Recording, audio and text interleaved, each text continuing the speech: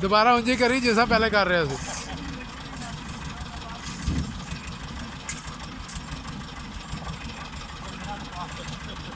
और नहीं